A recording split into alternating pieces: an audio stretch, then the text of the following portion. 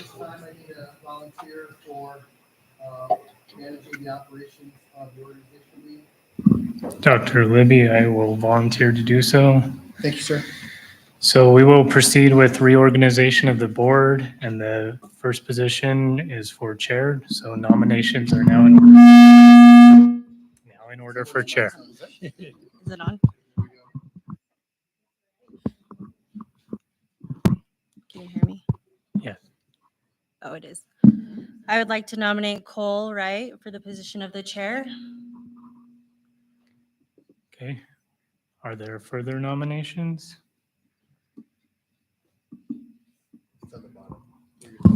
Hi, guys. Mr. Wright, Yes. I would like to nominate Josh Sorensen for position of the chair. Are there further nominations? Yeah. Are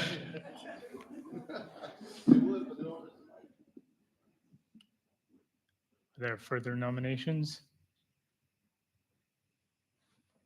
Okay, if not, nominations for chair are closed. I'll call for discussion.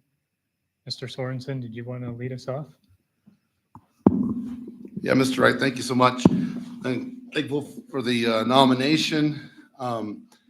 Really, the hope was that we could spend some time discussing what we as a board want to accomplish. Because frankly, all 7 of you would make a great chair, all 6 of you. And I'm more than happy, if Cole Wright ends up being the chair, I'm more than happy to support him. He's very talented and he's very devoted. But it would be great for us to discuss what we need. I'd love to hear all the board members' thoughts. And then we could, talk about what the best option for us is so we can help our school district. So that's all I have for now, but we're glad to answer any questions. I'll kick us off if that's okay.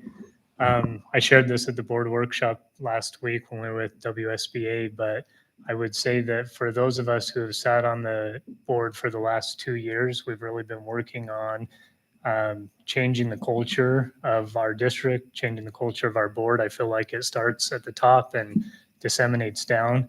And I know that we've all been actively working very hard to make that happen. So I believe in the discussions we've each had with each other and as a group that clear communication, transparency, and just changing this climate is what the very first goal that we have. And I think it's a trickle down effect. I think as having Dr. Libby here, changing the culture at the CAB, having CAB staff out in the buildings, changing the culture in the buildings, that disseminates down to your teachers, feeling better about what they do, feeling more supported, having better days, which in turn affects our students. And they're then better learners because they see their teacher wants to be there and has the support that they need to do accomplish their goal of learning. And I think ultimately, culture shift in and of itself is going to increase test scores, increase graduation rates, increase motivation to be at school, increase teacher retention. So there are lots of other things that I know that you guys want to change and lots of things on your mind. And absolutely they need to happen. But I think we need to take a strategic approach about it. I think we need to start with this transparency and good communication, include our community, have a diversity of opinions. And from there, we go through all the other changes that we want to see. That's my thoughts.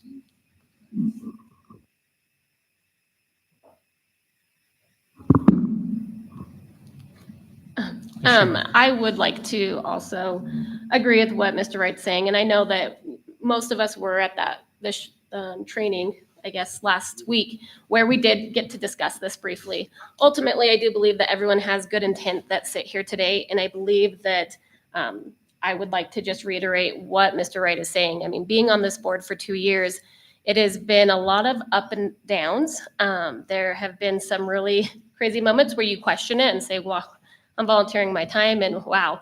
But then you have to come back and reflect on that and say, okay, well, if that's as a trustee how you feel, imagine how the rest of the employees, the staff, the teachers are feeling as well. And so that is really why I believe that we stick it out. I think that's why we are here, is ultimately to be able to have that reflect on our teachers, who then can also reflect on our students. Mr. Sorensen has brought up his approach where, ultimately he really wants to focus on at-risk students and all of that. And I believe that that is something that also needs to have a focus on it. I believe that our Head Start program and our daycare and everything that we're offering there was a good start there, because we all know that the younger that you catch the students, the more likely they're going to be successful in the future. And I think that we are making the adjustments correctly. And I think under Dr. Libby's lead, we have been able to see a lot of change that, although not everyone and maybe the entire public can see, but I think a lot of our staff and our teachers and even our admin and the cab are feeling. And I think that's really important. And I think that that is where it starts.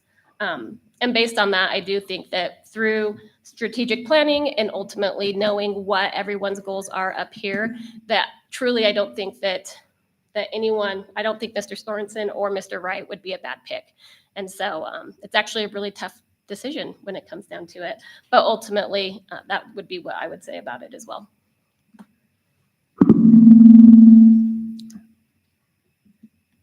Let's try this again. The biggest thing that I think that we want to present to you guys as the public is the fact that, we dealt with a board over the last few years, in my opinion, that I think was kind of one-sided. We really didn't function as a board. And I think now, with the 7 of us sitting up here, I think we need to function as a board where we all have each other's back, and we learn from one another. And the big aspect, if we can learn from one another, the other things that we want all of the community involved, we want parents involved, we want teachers involved, we want all the staff, because this is how you learn from one another.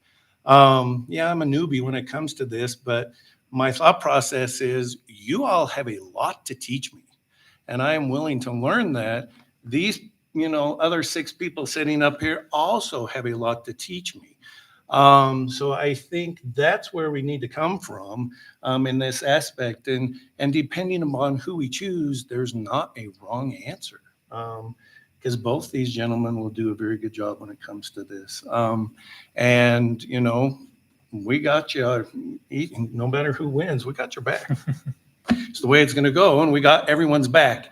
The big thing I want you all to remember, though, we are a society of instant gratification. It took a long time to get this way. You got to give us time to work and fix it.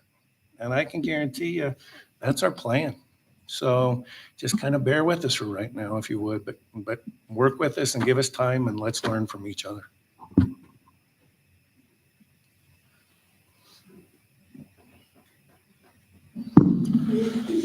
So I agree with what everybody has said so far. Specifically for the board chairman, I would like to see, and I believe that both of you guys are greatly qualified, and no matter who we choose, I think our board will be set up well.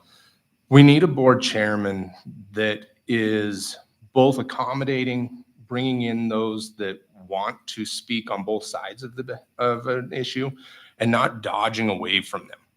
We need somebody that allows the dissent to come forward, let it be spoken in a proper manner, and then be willing to, sometimes you're going to have to be the person that makes somebody unhappy, because not everybody's going to agree, and that's okay. But there's a way to do that. And I think that is something that was lacking here for a while, is that the dissent was dealt with kind of harshly at times. Dissent is great. Dissent is what makes a better board.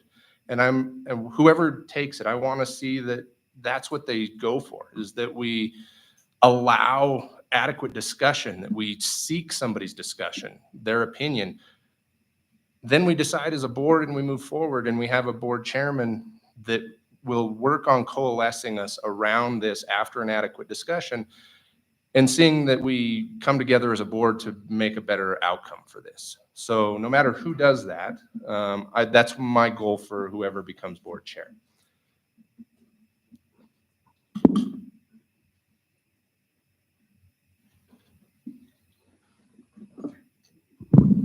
You guys are all so kind. No, I'd just like to share a couple of thoughts. One promise I'd make, I'm hoping, Mr. Wright, you'd make the same promise, that As chair, I will never send a nasty email to a member of the board. Mr. Wright, if you agree to that too. Absolutely. We will not send nasty emails to the public. If there is a hard conversation, we'll have it in person. That's my promise, and I think that's Mr. Wright. Knowing Mr. Wright, that's how he approaches things, so I'm not worried about it. That's what will make us stronger. I've been running my business for 18 years. We have 100 employees. That gives me some interesting background, but at the same time, I'll be honest, the way Mr. Wright will be better than me is he puts a lot of time in, time that I don't always put in as much. If I were elected your board chair, I'd expect a lot out of you guys, and I'd pass a lot of things on to you guys, which is how a board should run. But I know Mr. Wright is very thorough and very in the know, and I've been impressed by him very much so. So I do think I bring some interesting knowledge. I've run a lot of organizations.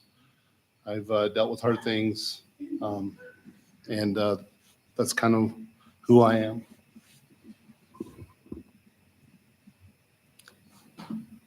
So I guess to comment to that, Mr. Sorensen, I would say the same thing goes for you. I've found you to be very polite, very dedicated to the position. I know that you've put in a lot of time and effort as well. I would say from my perspective, what I can offer is I am dedicated to this. Some of the agenda items you've seen change the last couple months or years, the education corner, responding to public comment. Dr. Libby and Murr and I have worked on changing our approach prior to public comment, a little more of a welcome message that's hopefully better received. Also just the discussions that we've been having with community members, meeting with Dr. Libby once a month. And honestly, if I were board chair, I would like to see you guys start to attend those meetings as well as you can. So maybe we would rotate through different trustees so that we do have that diversity of opinion, so that we are meeting with our community members and Dr. Libby to come up with solutions. And I'll tell you the two things I've been most impressed with that I can say I align with is Dr. Libby's response of why not. I think why not is our answer going forward. It's why not consider it? Why not give this a go? Why not, take into account that opinion? And I'm all on board for that. Like, we've been asking why not for a while, and you're just finally seeing it come to fruition. But definitely on board with that. The other thing I'd say is he always says, if you want to go fast, go alone. If you want to make change, go together. And I'm all about working with you guys. I think you guys have several doctors, lawyers, people running their own business, multiple businesses. You guys all have a unique skill set. And I don't think the board chair is necessarily the leader. I think we are all leaders, and I think you guys all have something to offer. So my goal would be to each of you provide your skill set and we work together as a board.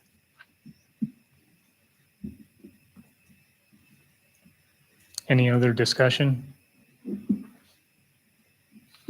Okay, so being that there's been two nominations, we do need to do a roll call vote on this, so I'll turn it over to Murr for that. Okay, I'm going to call your names. Just a reminder, please say one or the other person that you're nominating or that you're voting for. Just say their name. Mrs. Schumacher? Mr. Wright. Mrs. Wood? Mr. Wright. Mr. Wright? Mr. Sorensen? Mr. Sorensen.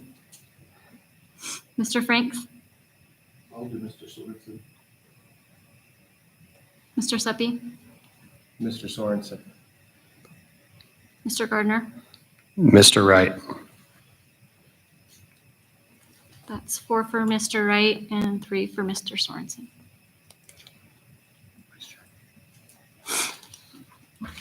Okay.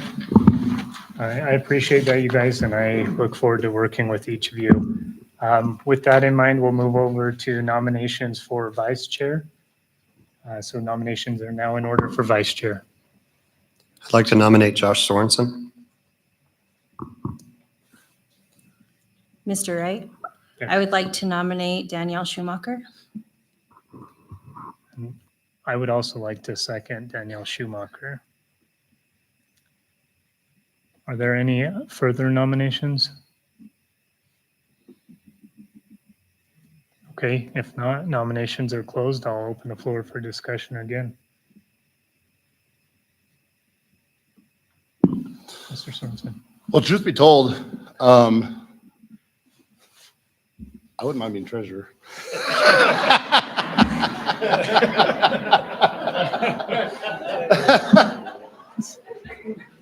I think Ms. Schumacher would do an awesome job, and not being the chair, I'd like to really focus on finances in the district.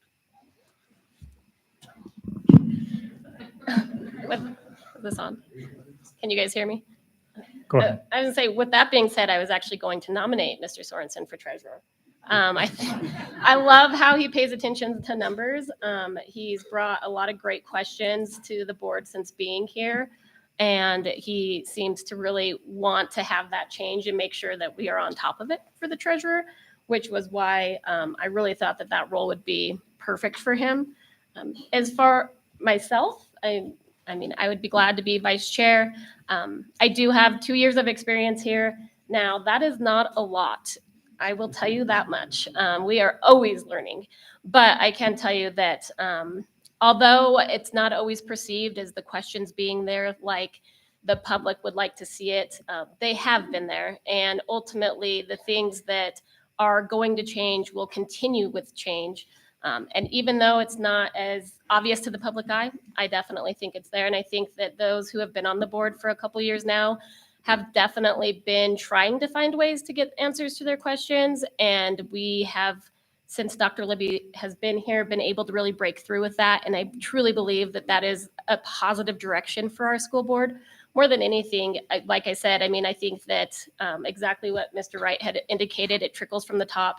And I really see that change happening with what it is that we have been trying to accomplish. And I know that, like I said, not everyone's been able to see that, but please do know and rest assured that those that are still here have most definitely been attempting to make those changes. And I think that we just needed the different people within certain roles to be able to achieve that. And so I think that that is happening. And so I would be happy to serve the position, and hopefully, I guess we'll see what you guys all think about that. There further discussion? Okay, with that, we'll also just do a roll call vote real quick. Ms. Murray? Mrs. Schumacher, Myself. Mrs. Wood, Mr. Wright, Mrs. Schumacher? Mr. Sorensen, This is Schumacher. Mr. Franks, Mrs. Schumacher. Mr. Seppi, Mrs. Schumacher. Mr. Gardner. Mrs. Schumacher. Okay. Unanimous. Congratulations, Ms. Schumacher. Thanks, yeah. I'm excited to work with everyone. Okay, we'll now move forward. Nominations are in order for clerk. Mr. Wright, Yes. I would nominate Angelica Wood for clerk. I would also second Mrs. Wood for clerk. Are there any further nominations for clerk?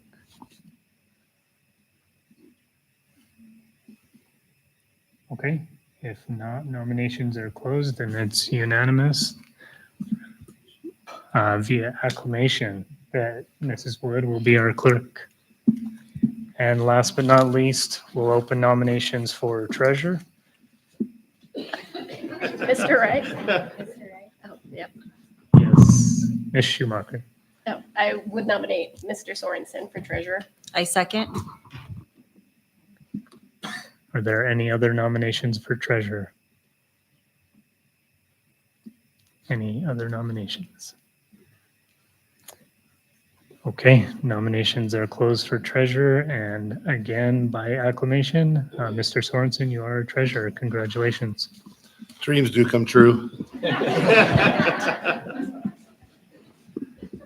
All right, with all that said, bear with me, guys, because I've got a lot to learn here. So we will continue with our regular meeting. And if you'll please join me in the Pledge of Allegiance.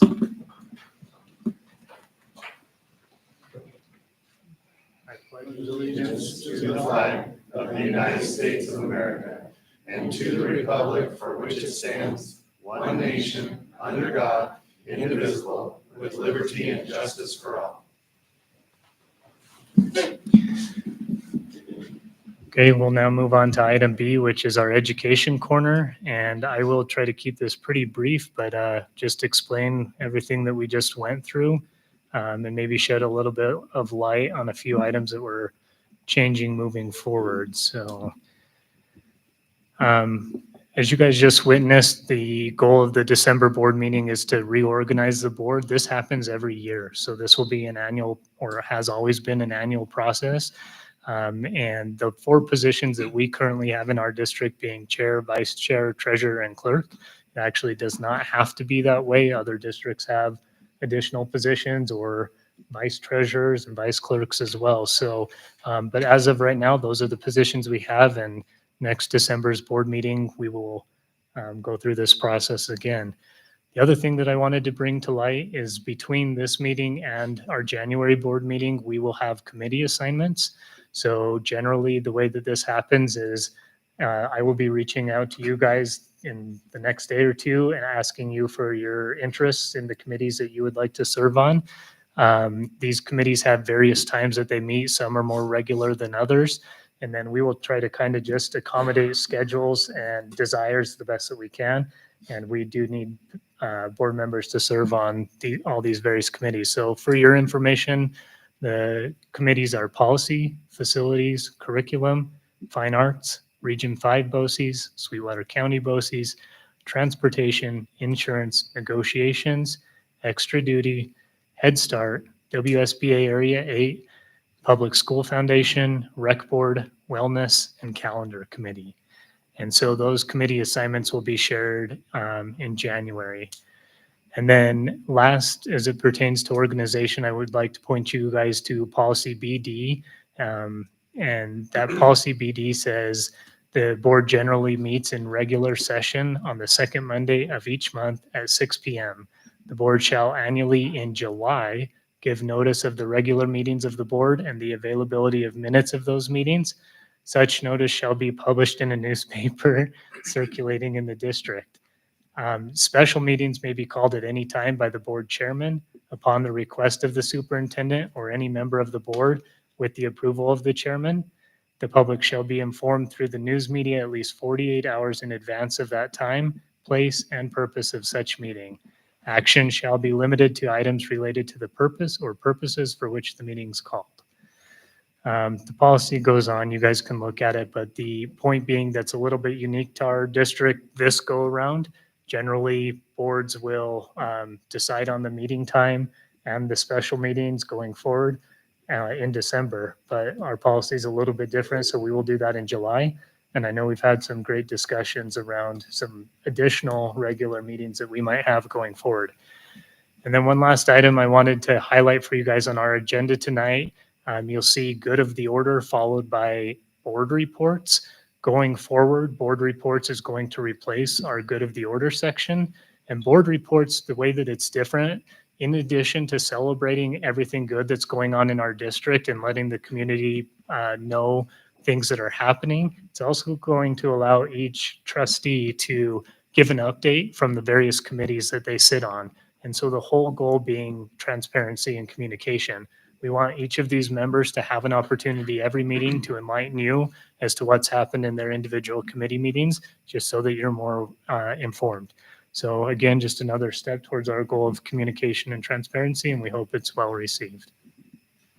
So that's it for Education Corner. We'll move on to item C, Superintendent Highlights. Dr. Libby. Thank you and good evening. Just a few quick updates here. We always try to update on our overall total enrollment. December's enrollment, 4962, down from November, 4973. Overall this year, we're down 19 as far as enrollment. However, our pre-K is up from 178 to 188. So we're up 10 there, which is great. WSBA Winter Conference and Workshop participation. We had that just a few weeks ago, and happy to report we had all of our current board members there at the WSBA. We missed some of our new nominations because the time came so quick between when the conference was. Folks just didn't have time to get their schedules matched up. But we had all board members present. Ms. Thompson was there representing, and Carol was also there representing for the board in their elected positions that had still carried forward. Absolutely wonderful time for the rest of the board and I to get together and be able to do some learning and getting to know each other a little bit better. And then the board workshop last Monday was fantastic. And as we continue to schedule out meetings and workshops, I'm excited to be able to have an opportunity to continue putting those in place so that we can continue to work together and to learn together. Parent responses live on the web. So we have a communications and correspondence piece, and I'm really excited about doing this. I've had opportunities since I've been here where our communication back to the community around visitors' comment or written comment coming in is we had the ability to respond back to the individuals in most of those cases, but we were really struggling trying to get the responses of those answers back to the community. So I want to thank a few folks. I had an opportunity last week to meet with a few folks. Cheryl O'Driscoll I met with. Earlier on in the year, I had a meeting with Carrie Cochran, and I apologize, Carrie, in front of everybody. I think I sent a response to one of her emails into space. I sent it to a bad email. So Carrie, if you're listening, please check your email. I think I got the response to you. And furthermore, I want to thank Miss Laura McKee. I've had multiple meetings with Miss McKee on helping me kind of organize the thoughts and how this webpage and how we could better communicate responses back out to the community in a timely fashion, but just in an organized fashion. And I've really kind of leaned on her over the last few months as to help me organize and get this page put together. It's a jumping off point, but I wanted to say thank you so much for helping me assist in getting this communication out. So I'm really excited. It's on our webpage. It's in the under the district school board drop down, and it is communications and correspondence. And there's tabs underneath there for all of our departments, and the questions are organized under the departments. So if there was a human resources question, there's a response under human resources. If there's a curriculum question, it's under curriculum and instruction. If there was a question around operations, you get it. So we have it organized moving forward. We're going to do that. Calendar events. We also had a question if we could get those out. We have a running calendar of events that it's the bottom of the web page on the front page. So if you scroll all the way to the bottom, we have concerts. We've got athletics, activities. We have the meetings that are here. There was a question that it was really difficult to have one space in place to pull all that information together. Zach from our tech department's done a really good job of organizing this. Just scroll all the way to the bottom of the main page and it sits right there. Not the most convenient. We might need a big arrow that says it's down there, but we're getting there. We had Stagecoach and Sage represented at the Ron Clark Academy over this last month down in Atlanta. And it was absolutely a fantastic opportunity for them to work in doing some engagement activities down there. We're excited about what's coming back here. We had Stagecoach also representing in our holiday light parade over this last week. So give me a second because this is going to take a minute. We got a ton of great things going on, but we had a really difficult situation that occurred in our community over the weekend in Farson. And we unfortunately had the passing of a student. And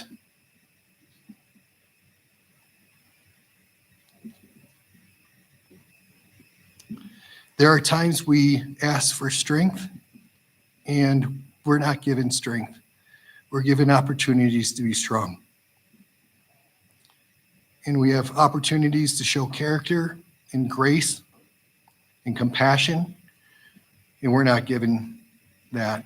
We're given opportunities to show care and compassion. And we have a community that's finding their strength and looking for caring and compassion from our community as a whole. You cannot replace a student. and I am crushed by the loss. So just want to take a moment for folks to be thankful for the time and the space that we have, and the recognition that when we wake up in the morning and we're on the right side of the grass, and folks have heard me say this, and you get to see the sunshine, that is a blessed day. And find a way to help those around you find that blessing in the day. So thank you for allowing me to take that moment, but it needs to be said. There's nothing more important than those two families that were involved in that accident and the blessings and the prayers that we can send them. So thank you. Thank you for that. We'll now move over to item D, good of the order or trustee reports. Is there anybody, well, obviously this is new, so these guys haven't sat on committees yet, but we'll open it up to good of the order. Mr. Sorensen. Chairman Wright. Well, that sounds good, doesn't it? It sounds right. That was heard on me. I am participating in the calendar committee, and it was I was in Casper for the School Board Association, but I could see in the room there was a lot of good people engaged in trying to figure out the best calendar for. I know that matters. A lot of people. I just wanted to bring a couple of the main concerns or the sticking points, and I wanted to kind of get the board's opinion if you have one, so that I can take that back to the committee, because so that we kind of know they know where we're at before they bring a calendar to us and we try to change it then. The big things are obviously start date, end date. It's kind of you have to decide if you want to start late, but then get out late, or start early and get out early. So it's really, there's no way to do, I've always believed you can do after Labor Day and then be done by Memorial Day, but then you get on this side of the table and you realize you can't. So there's a lot of opinions. They're asking the opinion of all the teachers because it affects them a lot, but it also, I know board members who represent the community. It affects all these families. So that's one question. The other one is on our Thanksgiving holiday, whether do a 3-day holiday or 5-day holiday, and then whether we should have an extra break in March, because that's when the sun doesn't ever come up and we all suffer miserable cold. So those are the I want to say the 3 major points. I don't know if anybody on the board has something you want me to take back to the committee, or you can catch up with me later and let me know what you think. Mr. Sorensen? A few things. I've heard the start and end date a couple different times, and really when you're looking at the actual hours that you have to sit within a classroom, it is practically impossible to be out by Memorial Day, or even really around Memorial Day if you start after Labor Day. There are some school districts that do it. Just know that they're also going into the second week of June or even later, just depending on how their schedules are ran. So just be aware of that as far as that goes. With the Thanksgiving holiday, I go back and forth on that one because it is quite a long break. And then we turn around and only attend school for 3 weeks before we have another big break. The one thing that I'd like to know, Mr. Sorensen, and something that I would like the staff and the teachers, and of course, our administrators to maybe chime in on with that, is we're really technically only missing 2 days of instruction. And how productive is that 2 days of instruction when people are either traveling and gone anyways, and or whether or not we're actually getting things in that would be beneficial for those students to be within the classroom. And don't get me wrong, I know that there are definitely families out there. It's a struggle because you have childcare to consider. Not everyone has old enough kids to be at home by themselves, and parents usually are working. But I also do know that a lot of families use that time to be able to travel and go and visit family that they may not be able to if they only had Wednesday, Thursday, Friday to do so. So I know that there's definitely going to be hit and miss on that, but I do think that those are things to take into consideration when it comes to the Thanksgiving holiday. And I personally would like to see our spring break match more with Easter. And I know that that changes it around every year. I've had the pleasure of talking to Dr. Libby about it. This is something that I've brought up before and prior to in discussions where I was informed it was impossible to do. I have now learned it is not. We could try to make those coincide with one another, but And it's not necessarily that we have to, but it's definitely something that I'd like to take into consideration as well. Just trying to keep it all together, given the circumstances of consideration of families more than anything. Thank you. I might also add to that, sitting on calendar committee previously, a few things to be aware of when your staff and admin teachers are taking the various surveys. There's a few other things that tend to impact us. One is sports starting at the high school mid-August, regardless of when school starts. That actually impacts their game schedule, which also rolls around into the spring when we take spring break. I know we had the interesting situation this previous year where our spring break and Green River spring break was a week apart, which we have a lot of people commuting back and forth for jobs or for their enrollment, student enrollment. And then when you go to try to schedule sports, when the one school's off on break and the other one's not, it creates a lot of issues. So there's a lot of things to balance here. And unfortunately, we're not going to please everybody in the exact schedule that we choose, but it is a big headache to the students if you have spring break, but you are staying here for athletics because another competing district does not have spring break at the same time, then you don't really get a break. So you're forced or choose to be around for your athletics. So there's a few other things in consideration. And I will also say this, I was shocked because I'm a proponent of getting out before Memorial Day. But when we sent the survey out last year, teachers voted in favor of staying a couple days after Memorial Day. So whether that's changed now or not is, new thing, new people. But some of the things that you feel might be obvious, we want to do what's best for our staff and our students. And so I think their voice is most important, but lots of great things and really hard to juggle.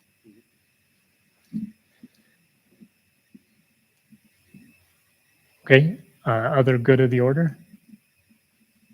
Mr. Garner. Mr. Chair, I just wanted to highlight for the good of the order, the outstanding speed and communication this weekend from Dr. Libby and Ms. Bolton. Had the opportunity to speak with you, and I appreciated that open communication and how quickly you were able to rally resources for the community and for our students. But primarily, I wanted to highlight and really just shine a spotlight on our students in that community. Throughout the weekend, they banded together and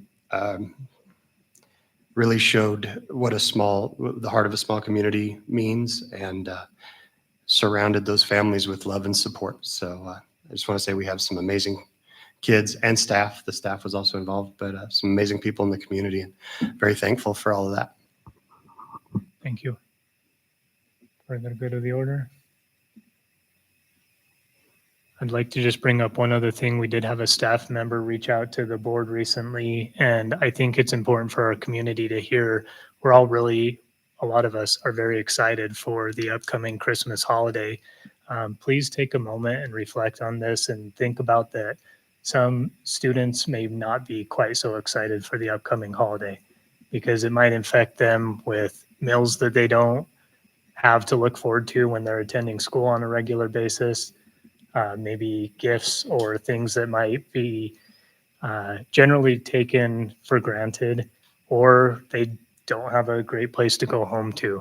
So I'd like to just remind you all that every school that I'm aware of has trees of giving, coat drives, food pantries, things that can help out. Just remember that there's somebody out there who's probably not looking forward to the Christmas holiday that the majority of us are looking forward to. So reach out and be helpful. And I really appreciate all that you do as a community to help those that are in need. Anything else? Okay, let's move on to item E, recognition. Turn it over to Mrs. Bolton.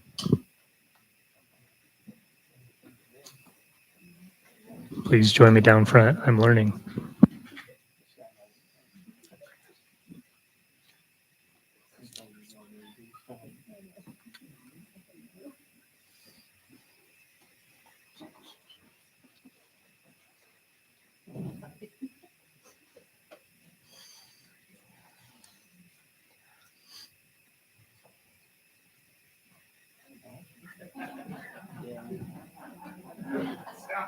Good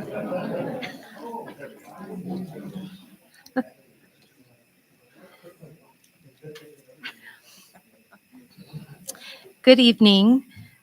Chair Wright, Superintendent Libby, Board of Trustees in Sweetwater County School District Number 1 would like to recognize the following employees, students, trustees, and community partners.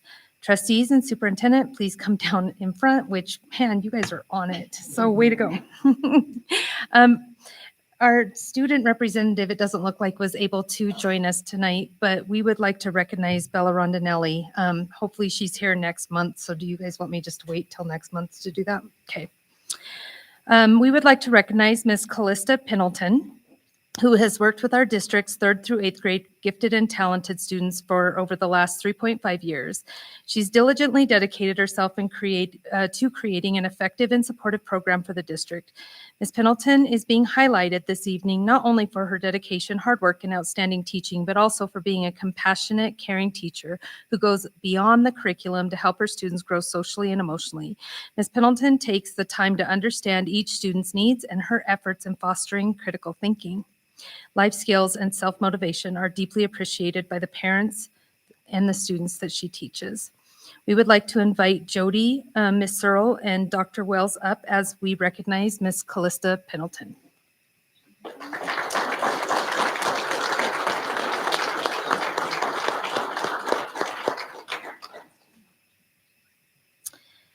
We would like to take a moment to recognize Monica Anderson for her outstanding efforts in supporting our EL English learners and families across the district.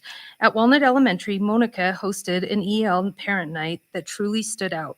It was clear that she dedicated a tremendous amount of time and energy into preparing materials and organizing the event. Her approach was not only informative, but also engaging and approachable, creating an environment where parents felt supported and empowered. Monica took the time to share the valuable strategies to help parents support their children's reading and math development at home. She also provided take-home materials that will continue to benefit families long after the event. Monica's dedication to our students and family exemplifies the kind of commitment we strive for in our district. We're grateful for her hard work and the positive impact she's making in our community. Please join me in recognizing Monica for her exceptional work. And Ms. Gardner.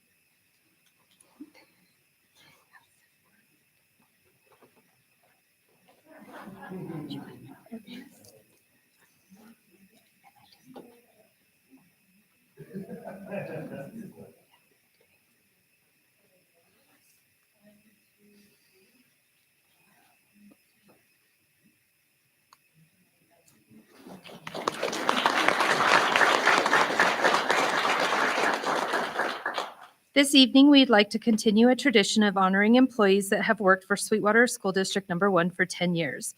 First, we'd like to start with Black Butte High School, Jessica Glover. Mr. Blake, if you want to join us.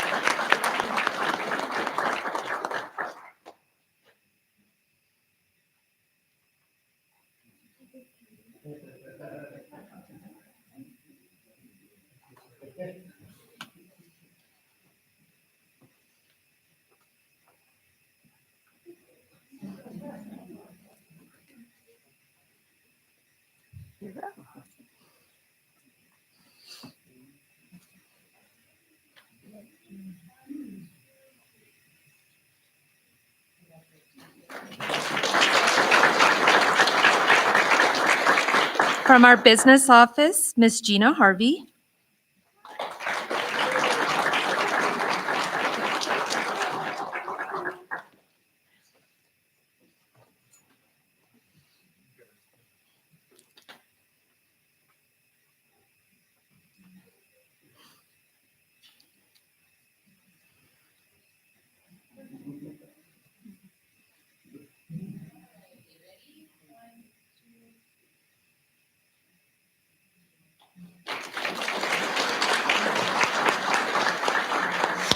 From Desert View, our principal, Miss Sarah Blake.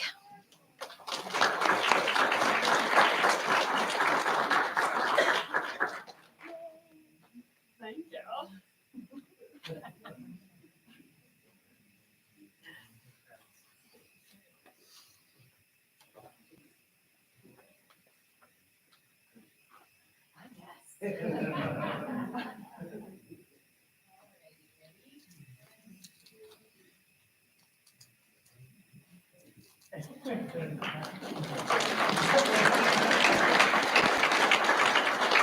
From East Side Elementary, Miss Nadine Lovell. And if Dr. Wells and Miss Searle would like to join us.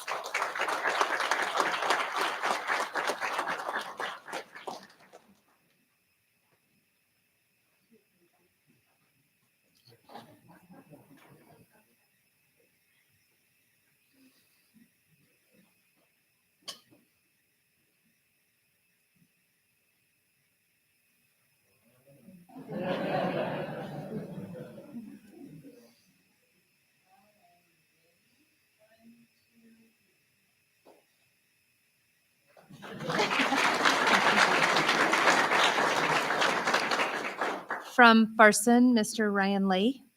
Is he able to join us tonight?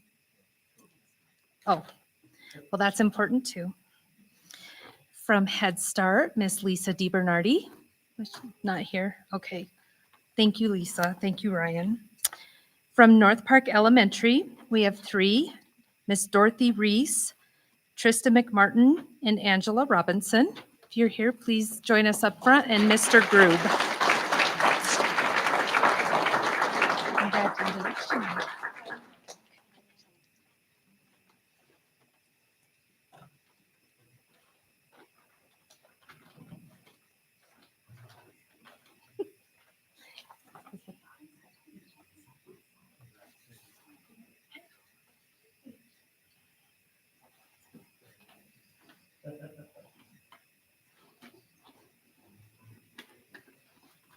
You will.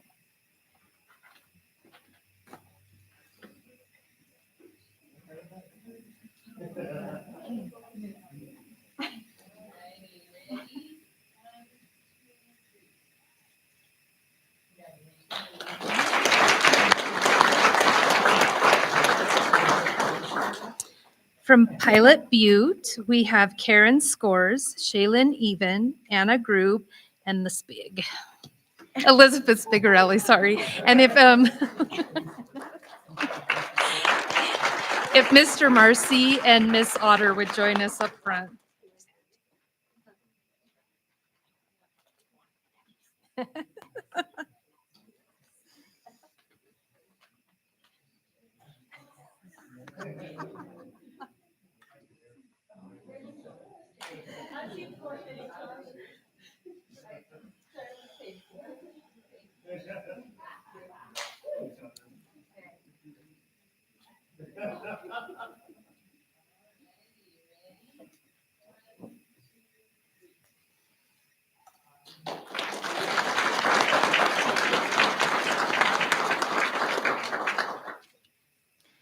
From Facilities, our very own Dan Celaroli.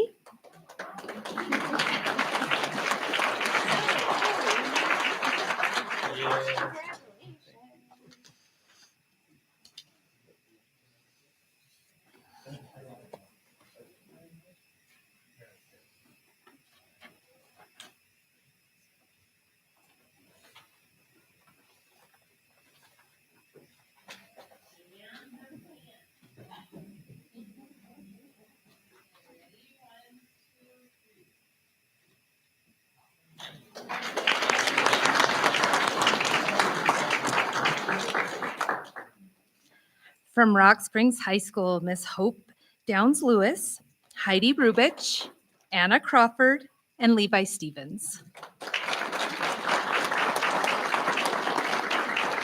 If Mr. Stratka and any other high school administration wants to join us, please. Oh, hello, Miss Nedrow. Thank you.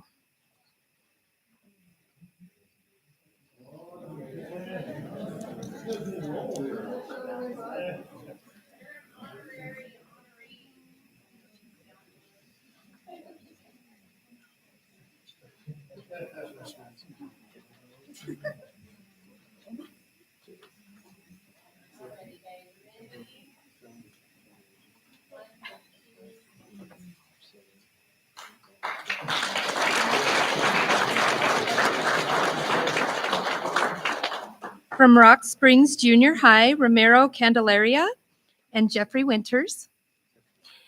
And if Mr. Urban and any other junior high admin that are here would like to join us.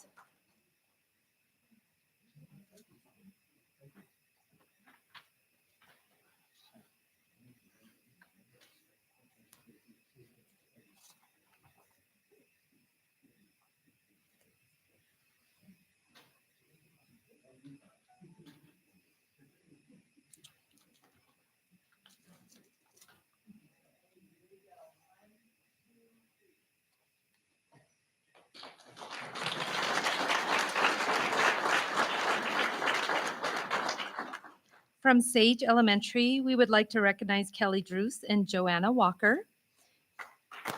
No? Okay.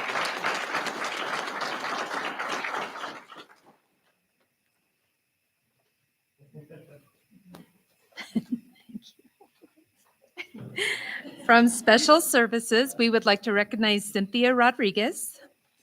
Miss Arnoldi, Mr. Nedro, want to join us?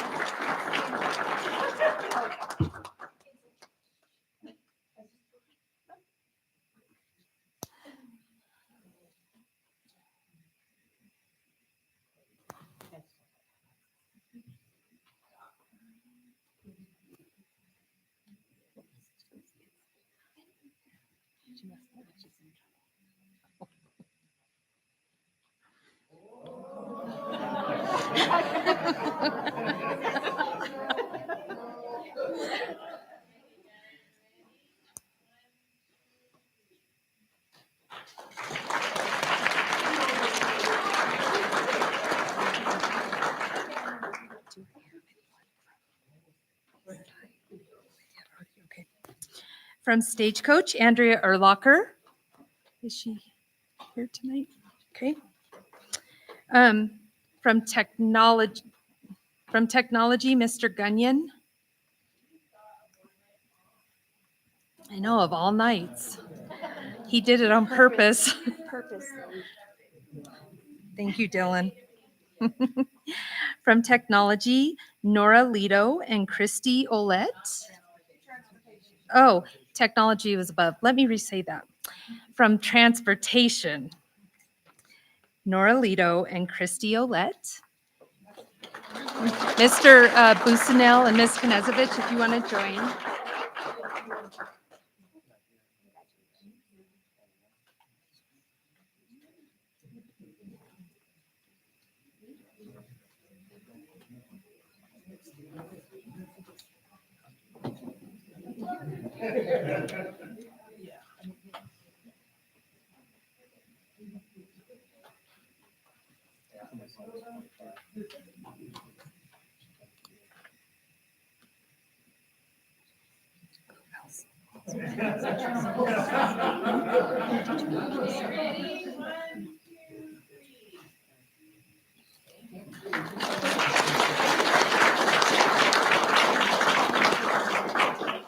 And last but not least, from Wamsutter, we would like to recognize John Beitler.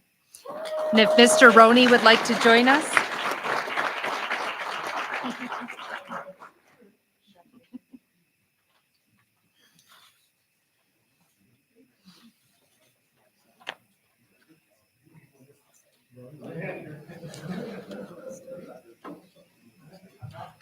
That was nice.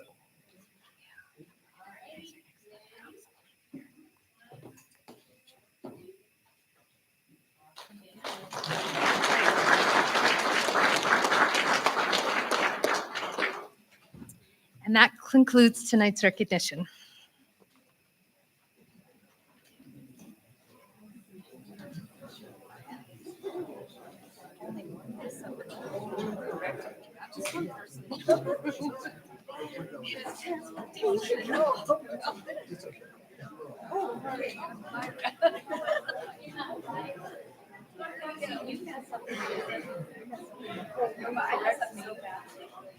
The whole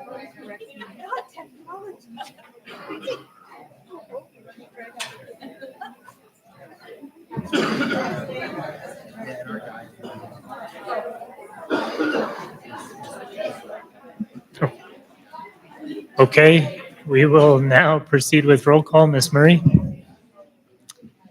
Mrs. Schumacher? Mrs. Wood? Mr. Wright? Here. Mr. Sorensen? Here. Mr. Franks? Here. Mr. Seppi? Here. Mr. Gardner? Here. Okay.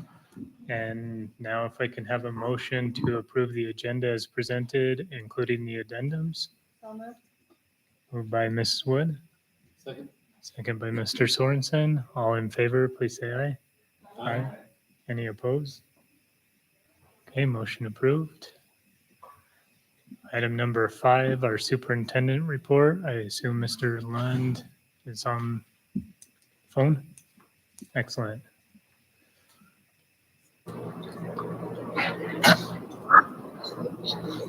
Hey, everybody. I'm not Mr. Lund, I'm Mr. Floric. So, but glad to be here. Can everybody hear me just fine?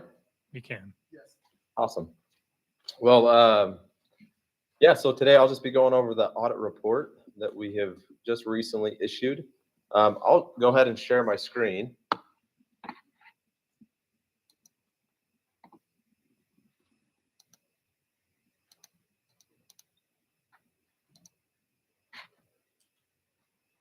And I know everybody's super excited to go through all 73 pages of this today. But to your disappointment, I won't go through each one of them. We'll talk about the 3 reports that we do issue.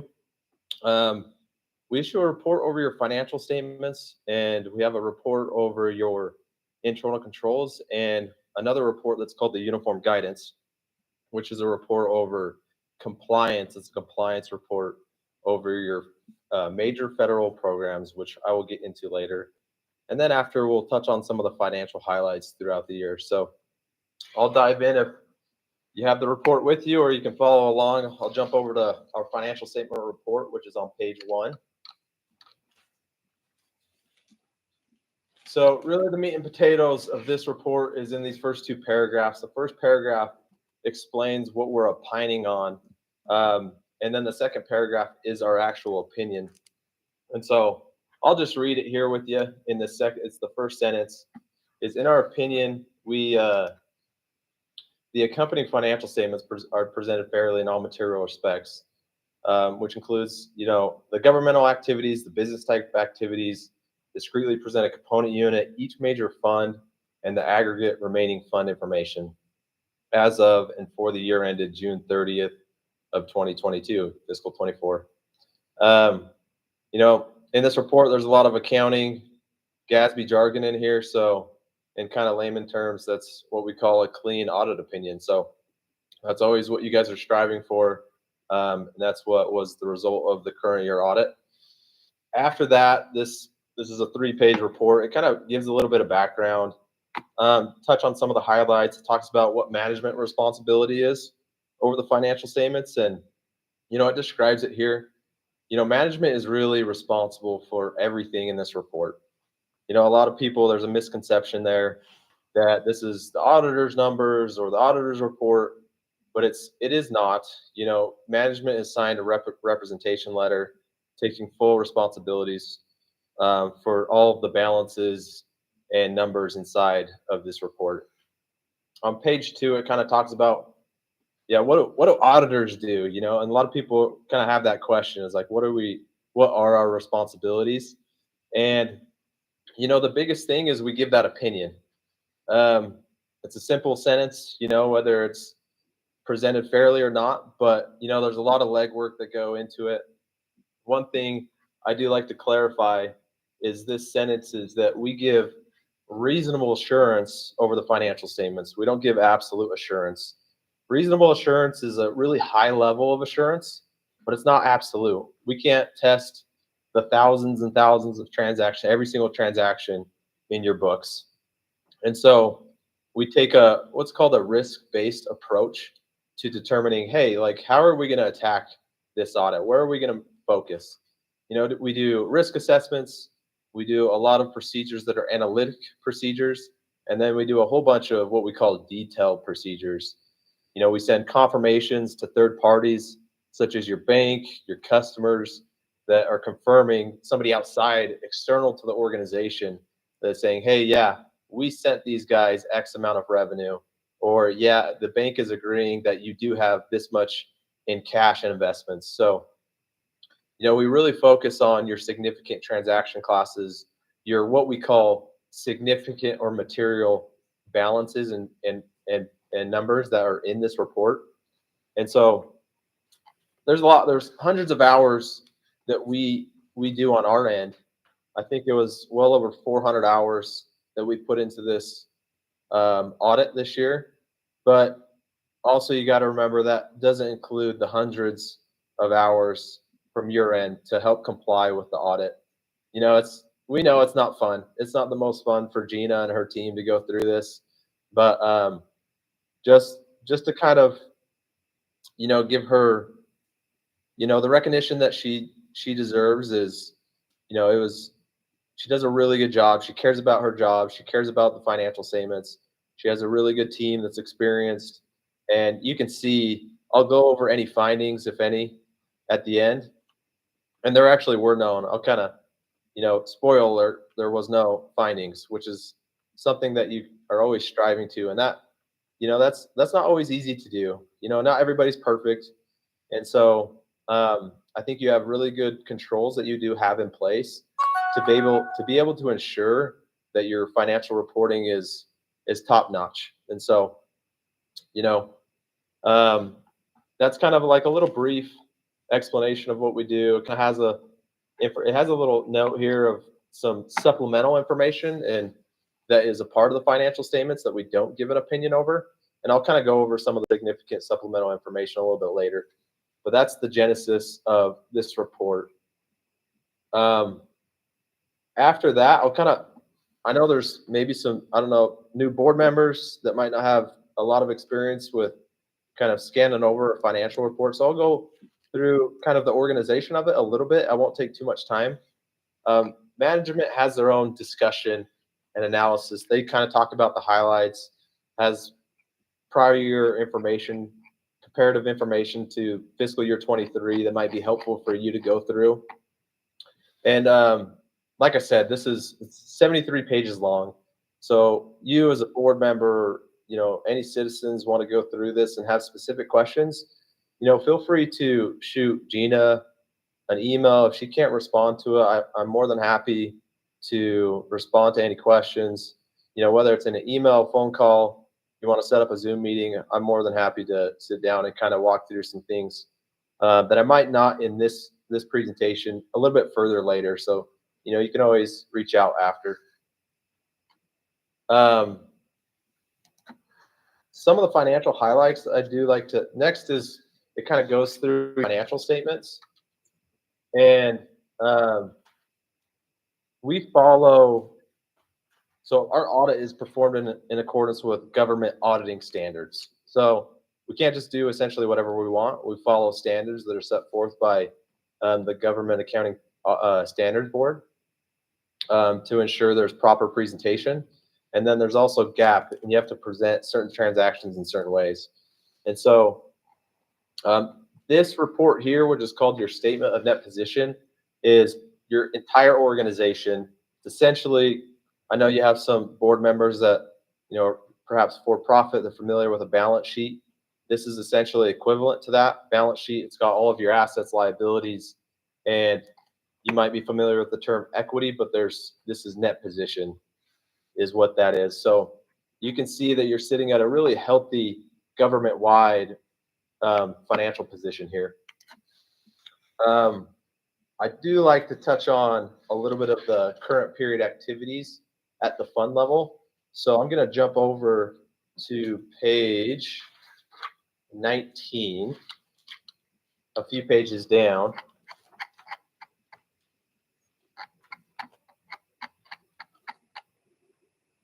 And this is similar to like a profit and loss statement.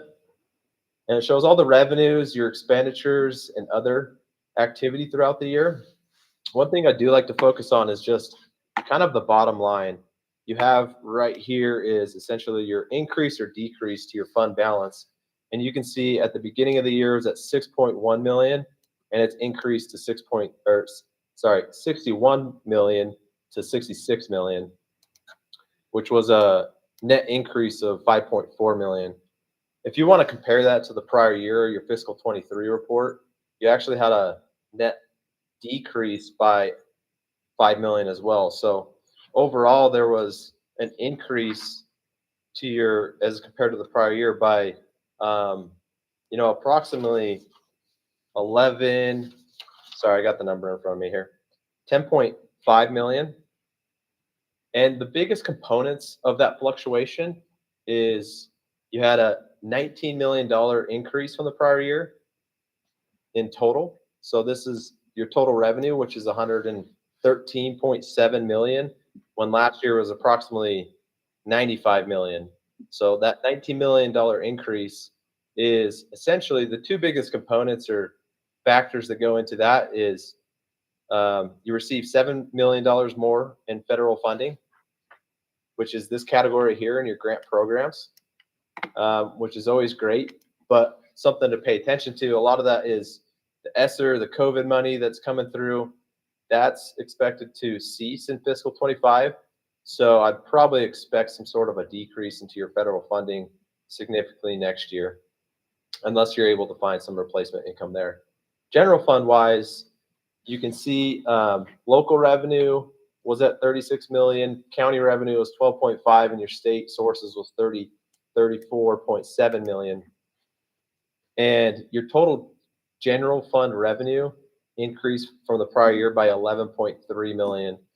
And so these two categories, your local and county, has an inverse relationship typically with your state revenue, which is more of your foundation payment from the state. So as your property tax local revenue money goes down, usually your state sources is going to go up. And that's kind of what you've seen this year, to bring it up to the 84 million as compared to the $73 million that you saw in the prior year. On the flip side, on your expenditures, typically if you're expecting more revenue, your expenditures might go up at the similar rate or percentages. Those went up only by $8 million. And so it looked like you did a pretty good job at curbing some of the expenditures, knowing that there's going to be this increase in the revenues. The increase in the general fund revenues went from $72 million to the $76.8 million. The biggest, which is about five or so $1 million. The largest increase there was associated with salaries. And that's kind of expected with, I think you had a higher enrollment, more teachers, more staff. On top of that, we're experiencing high levels of inflation. And so that's fairly expected with the environment that we're kind of sitting in right now. The other big kind of fluctuation is you can see operating transfers this year was about $6 million, which you can see went over to your capital projects fund. Last year it was 2 million and change. And so there was quite a large increase in the transfer that you moved over into the capital projects fund as compared to the prior year. So overall, sitting at a really healthy financial position. One other kind of note is this column is your total non-major funds, which makes up a whole lot of other funds inside of there. A big piece of that is some other capital like project funds. And there was a decrease in your total expenditures, which is associated mainly with just your decrease in your capital outlay. Less kind of long-term capital asset projects that you're working on in the current year as compared to the prior year. So yeah, I mean, those are the highlights. I don't know if Gina has anything to add towards that in terms of highlights for the governmental funds, but I'll let her kind of speak on that. I think you're doing great. All good, right? Okay, awesome. But yeah, so this is governmental activities. So this is anything that's not what we call a business type activity, which if you That'll include your food service and some of your other non-major enterprise funds, which is a few pages later. So if we jump over to page 22, this is your enterprise funds, mainly composed of your food service fund. And the activity there is, this, you can see this like ending net position is negative. And I wouldn't be too alarmed about that, because a big piece of that is associated with what's called the net pension liability. And if you're not too familiar with that, it's this, GASB rule where it requires all entities that are participating in the pension plan to push down their estimated portion of the total statewide net pension liability. And so there's a lot that goes into that and understanding that, a lot of estimates. So what you had in terms of your net pension liability was just around $1 million. So if you take that kind of out of the equation, you would actually sit at a positive net position. So I wouldn't be too alarmed with that negative $1 million there. And if you want further information, there's a lot of information in the footnotes that I'll kind of show you later that describes what the net pension liability is. So the other thing is you have your internal service fund, which is your self-insurance. And you can see that that actually increased from $44.3 million to $46.9 million. And you can see the reason for this large increase from the prior year is your earnings on investments. And that's pretty awesome to see. I think that's approximately over on average about a 5% return. That's kind of what we're expecting with some of the interest rates that we're seeing, especially with if you have a lot of money in your pooled investments with WGIF or WildStar at the state. That's kind of the return that we're expecting. So the next, and then I'll kind of walk through a little bit of after what we call the face of the financial statements and the numbers. You are required to have what's called supporting footnotes, and it's pretty extensive. It talks about your accounting policies, a little background on the organization, and then it can also dive into some of the more details on some of the balances that you might see on your balance sheet. So, for example, just as an example, if you want to, I'll scan down to footnote 3 or 4, I believe, that talks about your capital assets.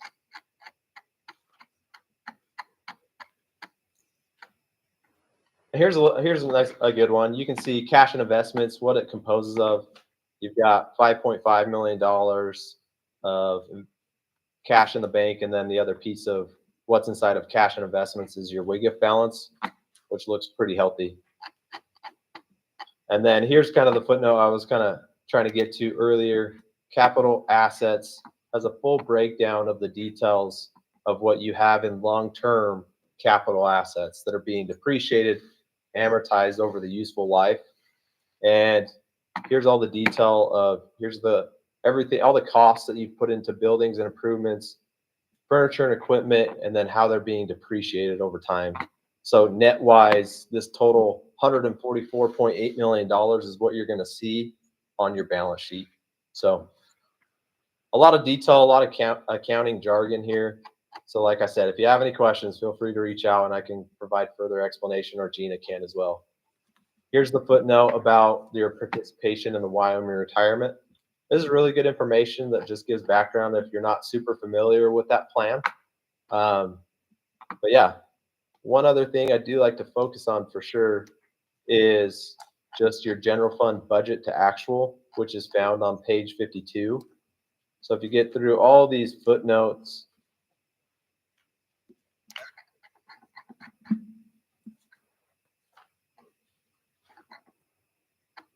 here's page 52. Here's the budget to actual for the general fund. You can see here's what you originally budgeted throughout the year is the first column, what you amended your budget to throughout the year, and then as comparison to what we ended up, your actual numbers. You can see for revenue, you budgeted 82.4, you ended up with more than you were expecting at 84.2. And then on your expenditure side, you had budgeted, amended budget is $82.9 million, and you only spent the $76.84 million. So it's, it's a good thing you're kind of keeping in line with those budget constraints and your appropriations that you have kind of projected throughout the year. So, yeah, no overspends, no non-compliance with state statute there. That's always great to see. And then the other thing I do like to focus on is your CFA. So if you scroll down a few other pages,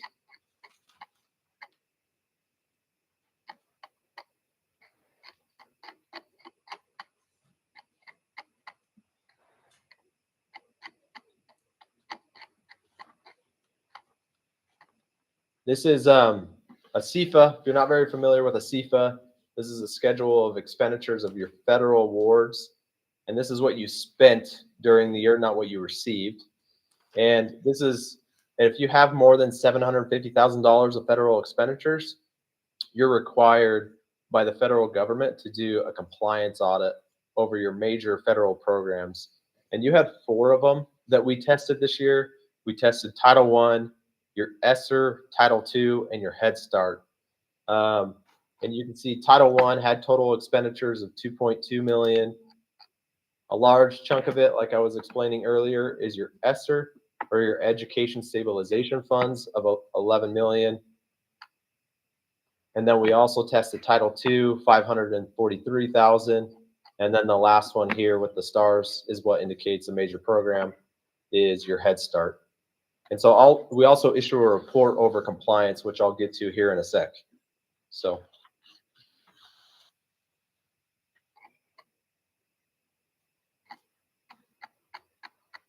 The second report that we issue is a report over internal controls.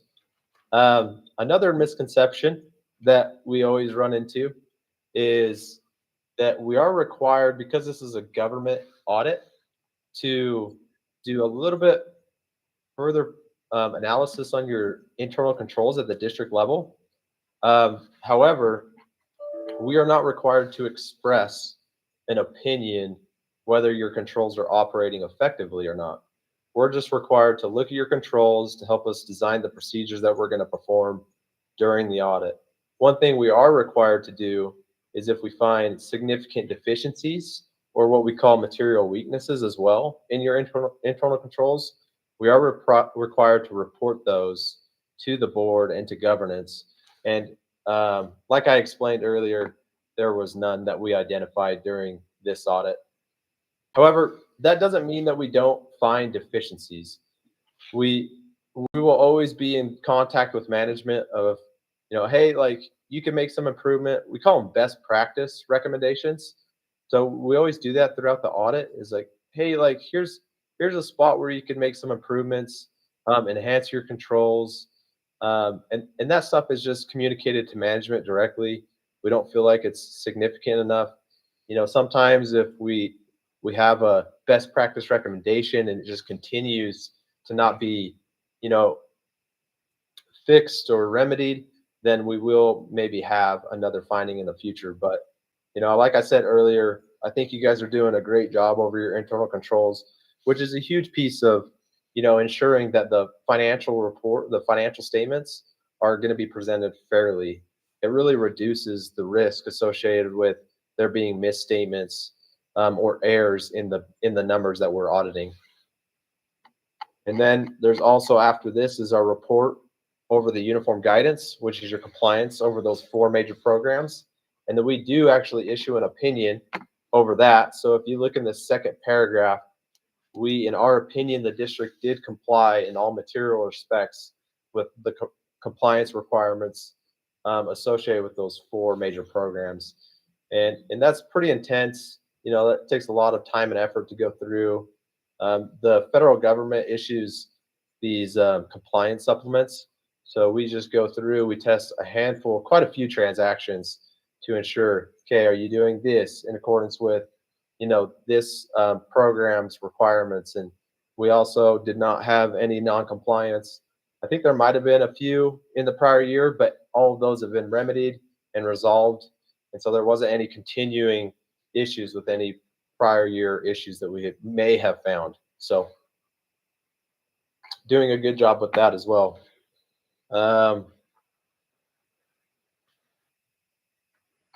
And then there's really, after this, it talks about a summary essentially of the auditor's results. And you can see internal control over financial reporting, no material weaknesses, significant deficiencies, or non-compliance material to financial statements. Your federal awards, same thing, all no's. That's kind of exactly what you guys want to see. You guys are considered a low-risk auditee, and so that kind of is a basis for how many transactions that we are testing. So usually if you're a low-risk auditee, that means there's been very few issues that have been found in the past. If there are issues or findings from the past, then this could be no, you might be high risk, but all that means is that we have to do maybe additional testing to meet the thresholds that we're required to meet. So, but yeah, and that's really, you know, the basis of our report. Those are the highlights. And it's really, I really appreciate you guys letting us do this presentation, because sometimes us auditors, we're just looking at the numbers. We don't get into the details of what you're doing with your students, what you're doing with your teachers to help improve their education and their lives. And this is I have a wife that's a school teacher as well, so I know kind of exactly what's going in to all that. There's a ton of effort and time. And so this is just me personally saying we appreciate you as a school district and all the time and effort that you guys put in to ensure to pay attention to the students and make sure that they're receiving the best education that they can. So I know that's not always easy. And then also speaking towards admin, that's a really important job to make sure everything is being run smooth and that they're receiving, the services that they deserve. But yeah, so great job this year. And that's pretty much all I had for you. Is there any questions? Thank you, Mr. Floric. We appreciate the services and your comments at the end. Are there any questions? Seeing none, you're off the hook. Sounds good. I do have a question for Gina, and maybe I can email her later, but the report needs to be submitted to the state by the 15th. I can do that right now. Would you like me to do that after this meeting, Gina? Sure, yeah, we talked about that. Yeah, that would be great if you could do that. Yes, please. Okay.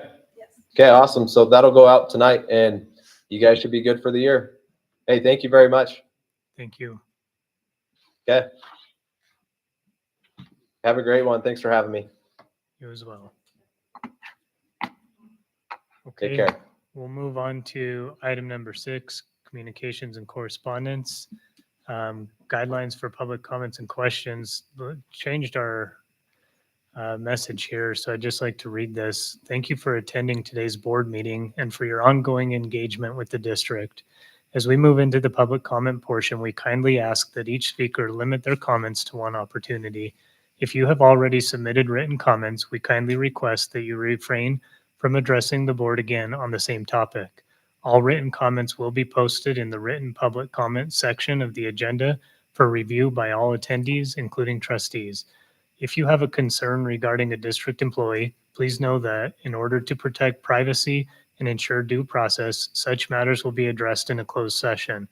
We encourage you to utilize the district's official complaint process, which can be found on the district's website along with the necessary forms.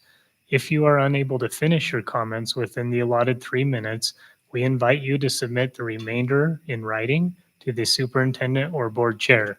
These submissions will be shared with all board members after the meeting and will receive a response in the same manner as public comments. So with that, I invite you up for public comments.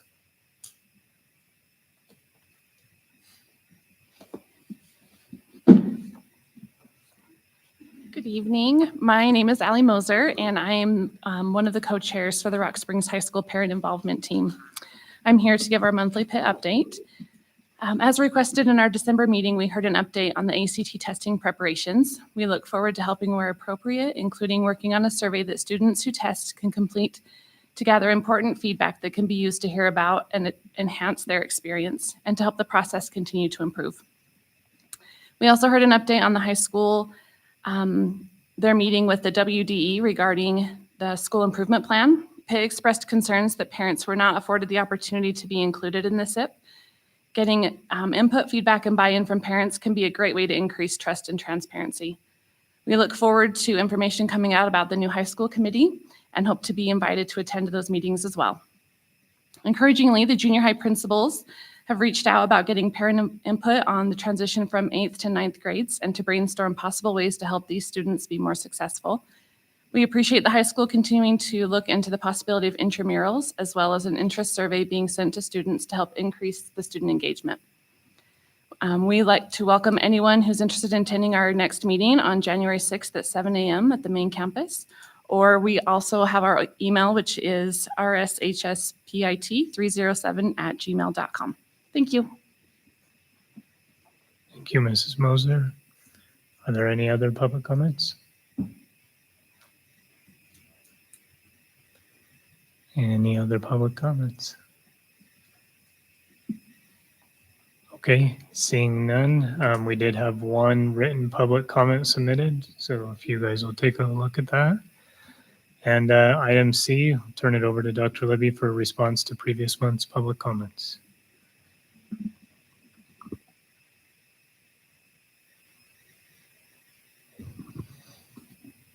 Thank you, Chair Wright. So this is the first opportunity. We're going to see if we can do this well. The answers to this have also been added to our webpage that we talked about earlier tonight.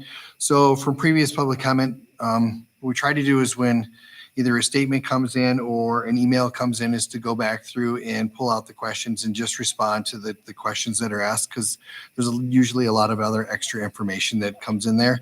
And I don't necessarily know if folks want like the personal conversation out there or just the answers to the questions. So we're still working on it, but we're getting there. There's a question around the WSBA policy audit, and there was a concern that whether or not the audit that was being conducted was going to override or change any of the policies that were specific to the school district. And there was a concern that WSBA is also a member of the National School Board Association. And there was a concern that the opinions from the National Association would change the opinions that were coming from the audit of our policies. So it was just a clarification that the WSBA policies and the audit goes back to state legislation and state statute and has nothing to do with the organizations that WSBA is actually a part of. So that was one of the clarifying questions that we had a response to. There was a question and some feedback around the length of time provided in Parent Square for comments for policy in the policy committee, and Ms. Bolton responded to this as well. The original is said we'd be out for 2 weeks, and we had it out for 9 days. There was a glitch in getting it out. It's the first time we did it, mea culpa. So we have set that out, and I believe the process is to actually have it out longer and give opportunities beyond Parent Square for individuals to be able to respond. So our point in doing this is to try to get as much feedback as we possibly can. So it was just trying to give an explanation that in the original process of trying to grab feedback, we tried to leave it open for 2 weeks. We ended up with 9 days, but we continue to do better. We just continue to do better. We had a policy reference question, that there was a policy reference, and there was a confusion as to whether or not the policy reference was the Wyoming Department of Education's, and it wasn't. It was actually Wyoming School Board Association's reference manual. Per the audit, will help address the policies that are referenced. So the coding that is given for each of them, there's an appendices that provides what the code and what the policy is. The original thought that they couldn't be found is because they went to the Wyoming Department of Ed instead of the Wyoming School Board Association. So just wrong site. There were questions and concerns again around Don't Ever Stop and the consultant work. So I had to explain a little bit more around what does Don't Ever Stop do? And it was mentioned that the consultants were valuable professional development and support, and that the support that they provide is for administrators and the support is for the operations of PLCs and the better implementation and support of instruction that's occurring in class. And that this has been ongoing for 3 years. This is the third year of the process that we're involved with. And it just continues to build better resources for administrators to support high quality instruction that was going on in class. The last question that came up was around our legal fees, particularly with our local fees. And there was concerns as to the amount of money that was going back into those fees. And we just had to remind the individual that as they were going through those, that we're a part of a coalition that's actually in a lawsuit with the state with 14 other school districts, along with some other legal aspects that are going on. So when those fees come together, along with just the regular in-house attorney fees that we do, it's very difficult to kind of separate all those fees out. But we have ongoing legal fees through some of the legal counsel that we're receiving. And I wrote in that the amount reflects the range of legal services provided across several years. It can be a challenge to find the in-house attorney when it's necessary and experienced and have expertise. There's not a lot of attorneys across the state of Wyoming that actually have expertise in school and education law, and the associated costs that go between our local legal counsel and some of our other legal counsel across the state are relatively comparable. Some are more expensive, some are less expensive based on the needs. We don't always reach out to our local legal counsel dependent on the topic of concern. So yeah, it's important to note that our legal attorney can represent at board meetings. They do advise the board, and usually through the organizational aspect. There's only 2 members of the school district that have the ability to contact legal counsel, and it's the board chair and the superintendent or superintendent's designee. So we posted all these responses out. We put them onto the webpage. There's a significant number of other aspects. Like there's 3 or 4 questions around legal fees and legal advice that's given. All of the questions are listed. There's several around grants that are being operated. So there's multiples on there around Don't Ever Stop or other grants that are being used. There's a bunch of policy questions. They're all under operation. They're great questions. There were some questions around a reunification plan that was in our operations, and there's a whole list of questions that were around operations. So please feel free to go in and look at those. If you have any questions that come from the responses that are on there, absolutely reach out to me. Just give me a call or send me an email, and I'll get back to you as fast as I can. So thank you, sir. Thank you, Dr. Libby. A couple quick things.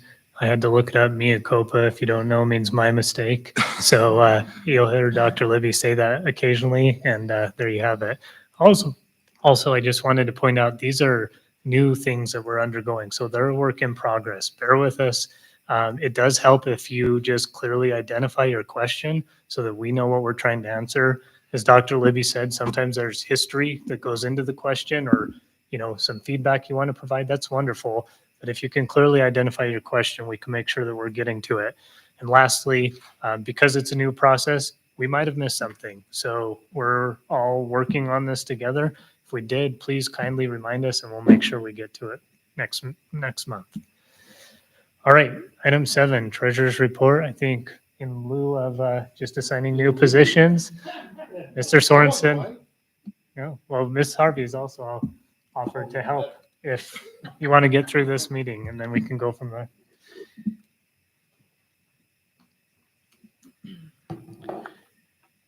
Okay.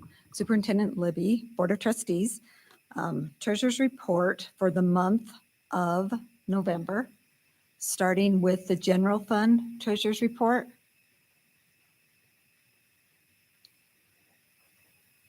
Rock Springs National Bank beginning balance $2,674,495.82. Revenues into that account $5,303,653.45. Warrants written during the month $3,437,160.70. Interbank transfer out, 2 million, with an ending balance of $2,540,991.57. Rock Springs National Bank Impact Aid account, beginning balance $12,009.15. Interest earned $7.16. Ending balance $12,016.31. Rock Springs National Bank merchant account, beginning balance $21,617.55. Revenues received during the month $648,050. Ending balance $22,464.35. Wells Fargo beginning balance $349,056.51. Interbank transfers in $5,075,000. Warrants written during the month $4,996,781.49. And a voided check of $1,500.37 for an ending balance of $428,775.39. WGIF Impact Aid account, beginning balance $1,484,334.22. Revenues received during the month $5,641,003, with an ending balance of $1,489,075.25. Last account, our WGIF account, general fund, beginning balance $8,900,307.34, with revenues received during the month $4,497,209.11. Interbank transfer in $2 million, and with an interbank transfers out $5,075,000, and with an ending balance on the WJF general fund $10,322,606.45, with a total ending balance $14,816,829.32 for the general fund. Moving on to the Head Start lunch program. Beginning balance, combined accounts, $528,017.44. Interest earned on both accounts, $1,095.99. Revenues received, $64,219.12. CACFP reimbursement for the month of November, $17,031.23. Federal reimbursements, $167,721.14.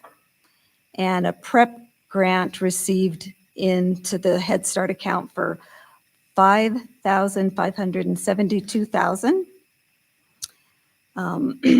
And warrants written during the month, $155,000.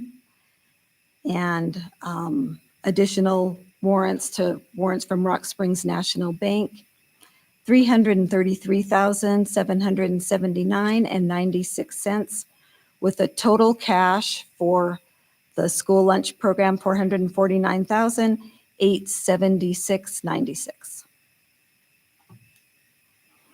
Moving on to Head Start program for the month of November. Beginning balance combined, $49,154.28. Deposits received during the month, $338,726.19. Warrants clearing the bank, $339,056.28. Ending balance per bank, $48,824.19. And if you look down below, you'll see Head Start numbers, number of meals served, total meals and snack, 13,046, and broken out between the CACFP program, total meals, 8,225.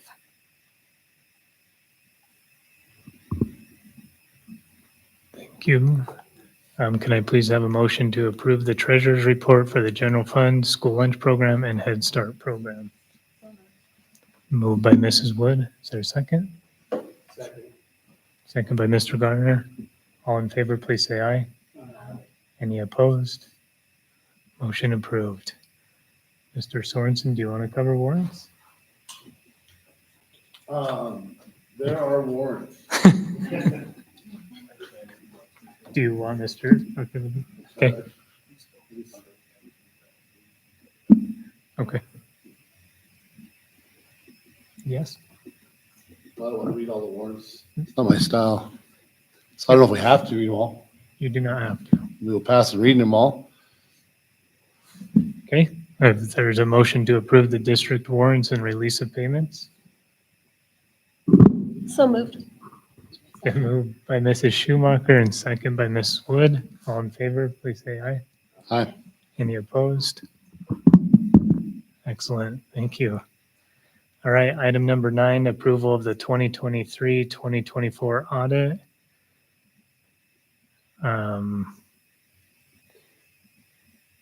Do we have any presentation? Okay. Oh, yeah. You don't remember? Bear with me. I was 76 pages. No, just kidding. If we can have a motion to approve the 2023-2024 audit. Moved by Mrs. Wood. Second by Mr. Sorensen. All in favor, please say aye. Any opposed?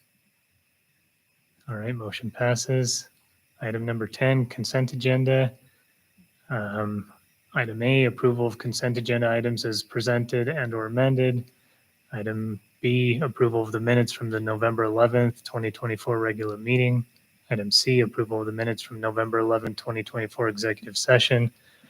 Item D, approval of the minutes from the December 2nd, 2024 workshop. Item E, approval to declare old or obsolete curriculum materials as surplus property. Item F, post approval for the 2 evaporative coolers for the Rock Springs High School Gymnasium. Item G, approval of the resolution granting use of the past signatures and signature stamps. Item H, approval of personnel recommendations. Item I, approval of the renewal of SmartNet renewal. Item J, approval of the renewal of VMware licensing. Item K, approval of the 2024 Building Core Network Upgrade bid. And item L, approval of the 2024 Cisco Unified Communications Upgrade Bill. Is there a motion to approve the consent agenda? Moved by Mrs. Wood. Is there a second? Second by Dr. Franks. All in favor, please say aye. Any opposed? Okay, motion approved. Item 11, general board business. We have 4 policies here up for board approval. Approval of policy KD, public participation at board meetings. Approval of policy BF, board policy development. Item C, approval of policy BFB, policy adoption. D, approval of policy GDBD, support staff leaves and absences. Is there a motion to approve these policies?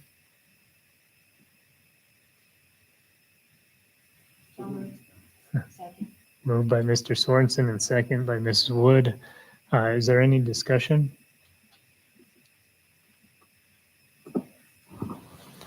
Mr. Chair, with the audit that's happening with Wyoming School Board Association over these policies, and with some kind of vague inconsistencies that we've discussed earlier on them, just spitballing here, would it not be better to maybe table these approvals until the audit is coming back, since it sounds like it's a matter of weeks away, possibly even before the next meeting? Or is there any urgent, are these policies, I guess, urgently needed? Ms. Bolton, is that correct on the timeline for the audit recommendations? I can respond to that. Okay. Trustee Gardner, there's no immediacy to these. These were policies that we were modifying and adjusting as we move forward. We do recognize that many of these are older and haven't been reviewed for a while, so a lot of the legislative identifications or links at the bottom are inaccurate or not matched appropriately. We can attach and match those at any time. Red line comments in BF were changes to the original, just as how we operate and how we go about responding to open communication. Whether we catch it now or we catch it in 2 weeks or 3 weeks, it's not going to matter. So if these get tabled until the audit is completed for us to review at that time, that's fine. To me, it just seems like that might eliminate an extra step, or an extra approval. Mr. Garter, do you want to present that in a motion? Sure. I move to table the 4 policies on the agenda pending review from the Wyoming School Board Association audit. Excellent. Is there a second? Ms. Schumacher, second. All those in favor, please say aye. Aye. Any opposed? Okay, so those will be tabled. Item number 12, board information. So policy BF-R, board policy development process. Quick point of clarification. All of our policies with the -R are procedures. So procedures are handled differently than policy in that they come forward for board information purposes only. And going forward in our board reports, that's when it would be suitable for us, for whoever's sitting on policy committee, to bring back some of the feedback that might have been given on that procedure. So in this instance, policy BFR is just for board information. Are there any questions? Mr. Sepi? I did have some question on this because I appreciate the response, because I had questioned this because actually prior to being on this board, I had questioned some wording in this policy when it was put out to public comment. And then I questioned it again before this meeting, and the response was that this was for board information only for procedure, and that that the board didn't need to accept this. I'm curious as to why the board doesn't have to accept procedure where it would only accept policy. That's a great question. I can actually answer that one. So the board's role in its governance is to accept policy at the governance level, and the procedural aspects, the operational aspects, are done from the superintendent's level in that management supervisory area. So the reason why they come forward for that is just for review, for information only. However, feedback from the board as to how the operations go is absolutely acceptable, but the absolute operational aspects are the superintendent's responsibility. Gotcha, I appreciate it. One thing that I have concerns with this one is on this procedure, it specifically has wording that goes against a policy that was stated. The policy and the procedure should match language, because you can't have a policy and a procedure that are at odds. Absolutely. Thank you for that. So if there's a portion in the policy that you believe is in conflict with the actual operational aspects of it, please let myself know or let Ms. Bolton know, and we can do any modifications or adjustments that need to be made along those lines. If I remember correctly, this development process. Nope, never mind. I was thinking of a different policy. So, I can tell you which one it is. Yeah, absolutely. So under, I think it's subsection 3, it says that the teachers from the buildings will elect the member of the policy committee. The classified staff will do theirs, and all others are appointed by the superintendent. When that is not the case, the board member, the school board member, is actually appointed by the board chair. Yeah. And we have your red line here, so we can incorporate that and make that change. And that was my concern, is that you have two things that say two different things, that they should be corresponding at this point, specifically when we're updating that policy. Why would we not add that in? If that is policy, let's put it in there to a procedure that would actually add that in. Yeah, great catch. Thank you so much for recognizing this. Unless board chair chooses not to do those assignments, I'll be more than happy to assist. Happy to do so. Happy that you pointed it out. I did intend on addressing this in a previous meeting, and between all the changes, it fell through the cracks. So thank you for bringing it up, and we will definitely make that change. Any other discussion on item 12? Okay, we'll move on to item 13, new business.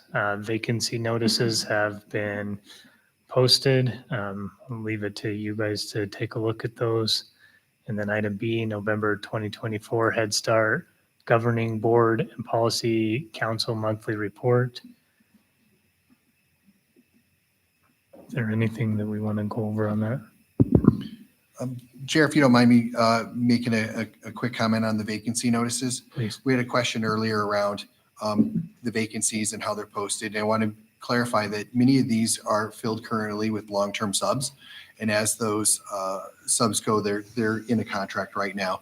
What we're going to do is these will all be reposted here at semester because they're semester graduations. And when we repost from an earlier posting and we repost in the wintertime, it jumps the post to the top of the list again. So what happens in many of these sites where they're actually identified across the state, every time someone posts a new position, it pushes all the other ones down to the bottom of the list. So we always try to take the opportunity to repost these and move them to the top of the list so that we can hire our own staff instead of having to rely on either long-term subs or Elwood contracts. Thank you.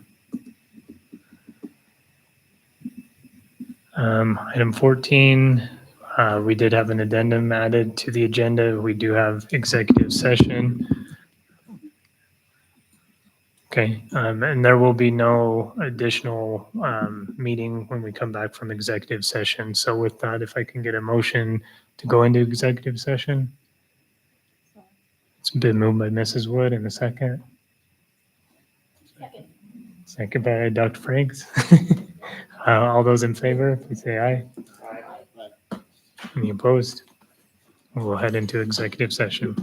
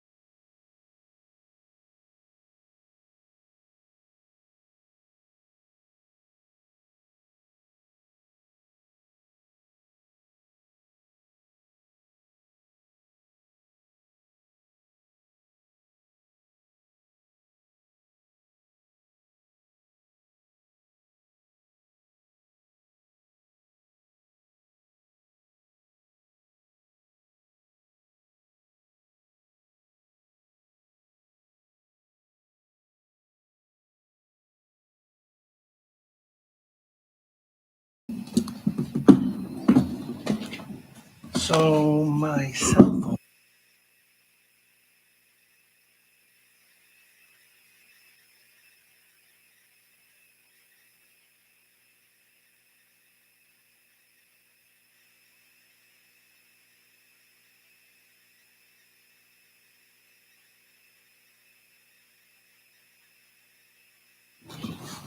Okay, can we have a motion to return to regular session? Moved by Mrs. Wood and second by Dr. Franks. And can we have all those in favor? Any opposed? Nay. Thank you. Motion passes. And can we have a motion to adjourn? Moved by Mrs. Wood. Second by Mr. Sorensen. All in favor? Any opposed? Meeting closes at 8:35.